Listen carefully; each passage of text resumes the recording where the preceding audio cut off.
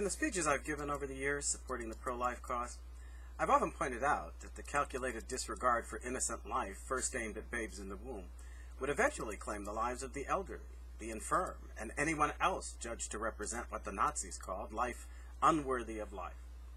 Once quality of life replaces the God-ordained right to life as the criterion that assures the safety of the innocent, no one can really live free of fear except those who are certain the shifting winds of popular esteem will never shift against them.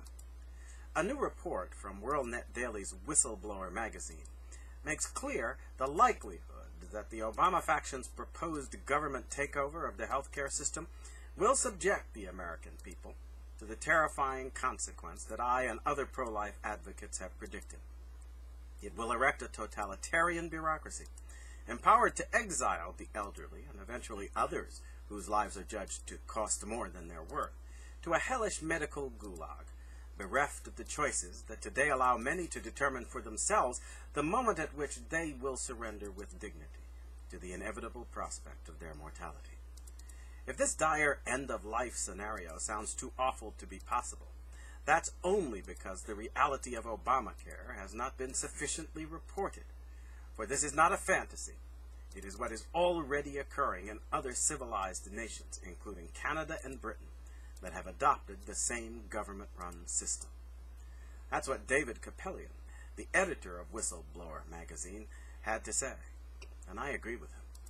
Of course, it doesn't require much thought to realize that the sentence to death without dignity won't fall equally upon everyone. People who are part of the power structure of the dominant political faction will live in a different reality, like that which the politicians even now are setting apart for themselves and the people they love or favor. As gatekeepers who control access to this realm of privilege, they will have the opportunity to build secure power bases from which to manipulate the hopes and fears of those they wish to win over or intimidate. Though today, the dividing line they draw between care and neglect seems to be defined by age and infirmity. Once the system of political and bureaucratic control is firmly ensconced, it will be defined instead by factional favoritism.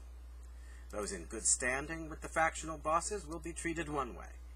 Those unwilling to toe their line will live in one administrative gulag or another. Now I know Christ said, "The poor we will always have with us." Human societies have ever seen divisions between those who have less and those who have more. Contrary to the lying rhetoric used to promote the universal health care shibboleth, the Obama faction's proposed totalitarian takeover of the health system is not going to eliminate such division. Instead, America will move from a world in which less and more reflect relative economic status to a world in which the ambition and greed of powerful factional elites will be the determining factor. A competition for the favor and patronage of powerful individuals will replace the competition for dollars. In light of this fact, Americans need to ask themselves who they would rather be. People who work for a company that cleans people's houses, for instance, whose status in life in many respects depends on the company's ability to please its clientele, or people forced to be the personal house servants of arrogant, self-serving elites, whose status in life depends on the interests, passions, and whims of those elites. It's one thing to watch Oprah Winfrey on TV. It's another to actually be part of the entourage whose fate depends on the calculations and moods of someone like her who controls participation in her world of special privileges. From being a society where status relates to economic success, we will become a society where status derives from personal dependency. We will exchange the insecurities and risks involved in the one for the certain servility and slavish fear of giving offense that is characteristic of the other.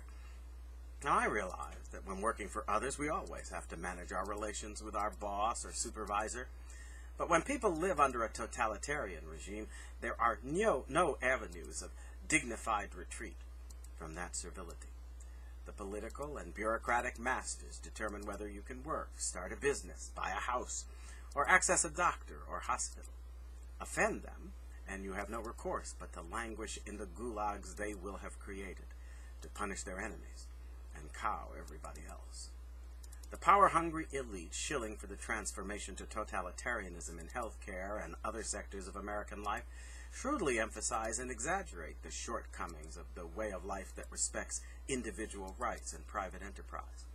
They promise a world without shortcomings, without deprivation, where everyone will have equal access to all the goods, all the hopes, all the sought-for validations of worth and identity. But human contrivance will never produce such a world. We will always have to risk. Some will always have more, some less. The only realistic promise one human being can make to another is a society in which avenues consistent with moral dignity always remain open to character, discipline, talent, and ability, so that no one willing to strive will be forced to live without hope of a better life. The promises of wily demagogues like Obama may seem for a moment more substantial than this promise of liberty, until we realize that in their world the fulfillment of every promise depends on the favored elites who control the reins of power. On the other hand, the fulfillment of freedom's promise depends on each and every one of us. As long as we refuse to give up on ourselves, we can hold on to the hope even the dimmest flame of life still represents.